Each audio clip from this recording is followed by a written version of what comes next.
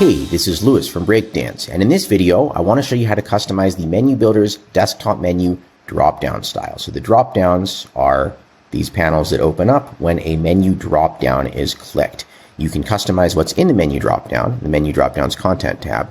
You can add columns. Each column can have a title and links. You can have multiple columns. You can also have additional sections. For example, I'll enable show another section.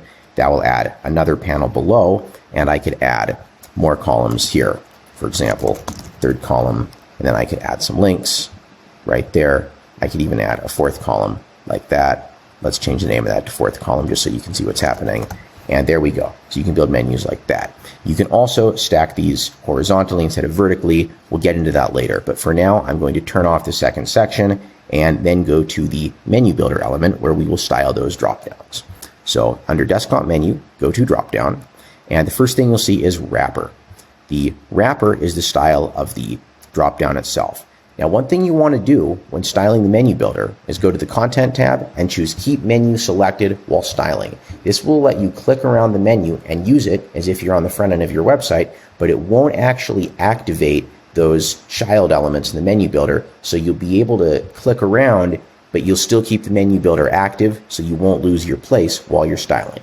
Okay, over to menu builder. Content, desktop menu, drop downs. Let's open the wrapper styles and let's change the background. So as you can see, the background is just the background of the whole wrapper.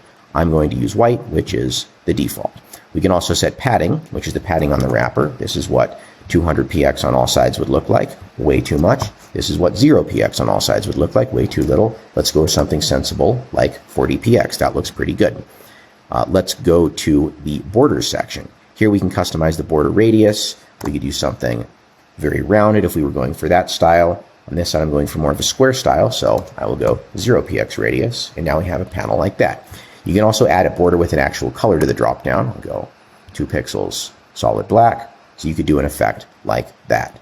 You could also add a shadow to the dropdown, so I'll clear off the border. By default, there's a shadow there already, but let's say I want to do a fancier shadow, like let's say 3 pixel X and Y offset, no blur, 6 pixel. Let's do 4 pixel. Let's do no spread.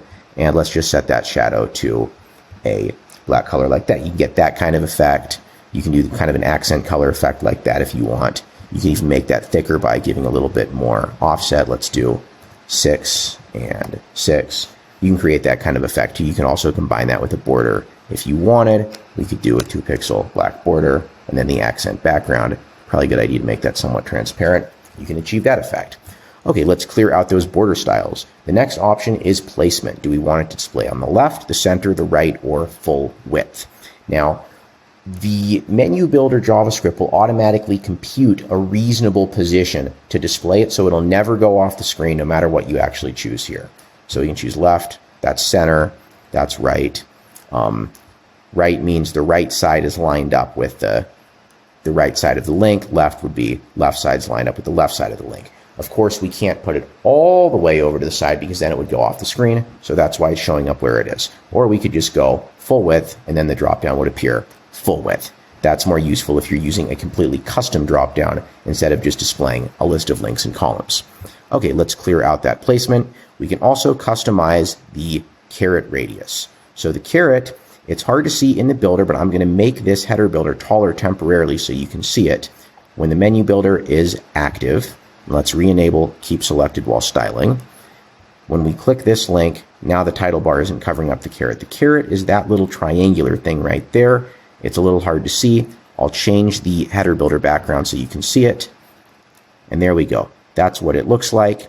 Let's go to the menu builder, keep selected while styling, and back to dropdowns, wrapper, caret radius, and here we could customize the caret radius. So let's say we want caret radius of 0, it's going to be a pointy caret. Caret radius of 30, it's going to be a very round caret, probably too much. Since I'm going with square corners for this site, I think I did no border radius earlier, let's go with a pointy caret with 0 radius. We can also disable the caret entirely. We can also change the offset. We can move it away or closer to the menu. And go with an offset of 3 pixels here. We can also customize the animation when it opens and closes. We can choose no animation. We can choose a fade animation. That's how that would look. We can choose any number of other animations. We can choose stripe, skew, rotate, scale down, right. I'll just show you one of them to be quick. That's how it looks. I'm going to go back to the default animation, and you can also customize the transition duration of the animation. Next up, you can customize the styles of the links inside of the dropdowns. So this would be a link, etc. Okay, let's go to links, and the links have a title and a description. The title is the top line. Description is the second line. Description is optional. You don't have to specify a description in your menu dropdown element. You can also add a graphic to a link in your menu dropdown. That's also optional. So let's set the title typography. I'm going to go with a black, and let's make it a little bit bigger. Let's go with 16px, and let's do a heavier weight, 600 weight, and font family, let's choose Source Sans Pro. There we go. Now we have our link titles. Let's make the descriptions a gray. So I'll go to descriptions, and I'll choose a nice gray color, and I'm going to leave it on the defaults because it already looks pretty good the way it is.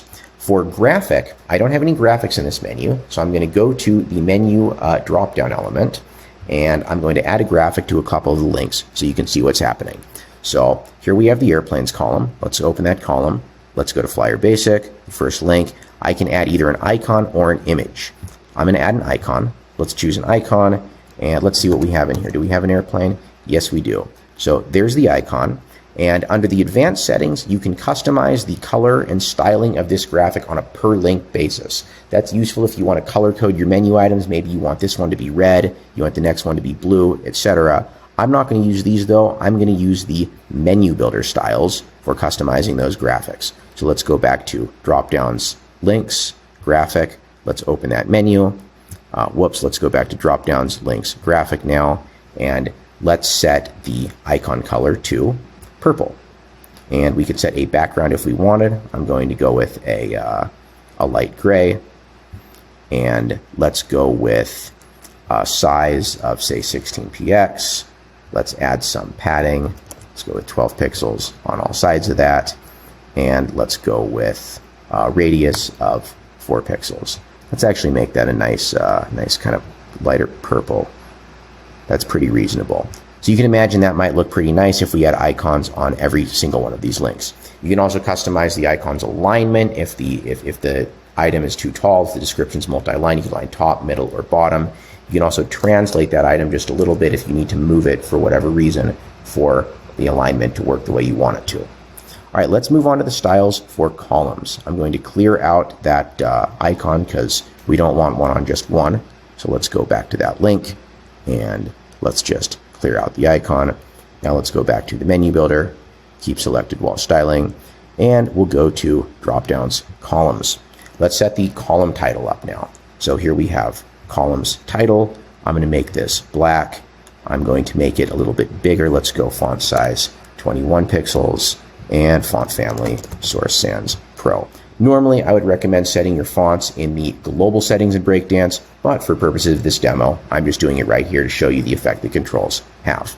Next up, we have space after title, so I could go with 0, I could go with negative. There's a little bit of space on those links. That's why they're not actually touching the title at 0, and I could increase it like that to move it down. But I like the default. The default's pretty good. We can also adjust the column gap, so I could do something like 50, or I could go up to 200. And now it's much wider. I think probably about 75 is going to look just fine here. We can also choose to stack the columns vertically. That's going to make the columns appear like that. That's going to make a lot more sense if you have wider descriptions and you have less links. And then you probably want to use less of a gap too. But I like the horizontal stacking, so that's fine.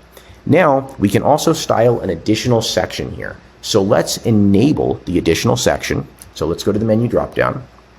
I will go to the content controls there, enable show another section, and I don't want 2 columns of links here, at least not with this many links, not for purpose of this demo. So I'm going to delete just a few of the links here just to make this demo work out a little bit better. Okay, now let's go back to the menu builder, keep selected while styling, and go back to drop-downs, additional section. Here we have links, and we can customize the links exactly like we can customize these links. Maybe we want to use a different color because we have a different background color for the additional section. but I think it looks fine now, so I won't customize. Suffice it to say, you have the exact same option for the additional section links as you do for the normal drop-down links. The next option you have is columns. These are the exact same options you have for the additional section columns that you have for the normal columns. Maybe you just want to customize the styles because maybe you're going to be using a different background color for that section.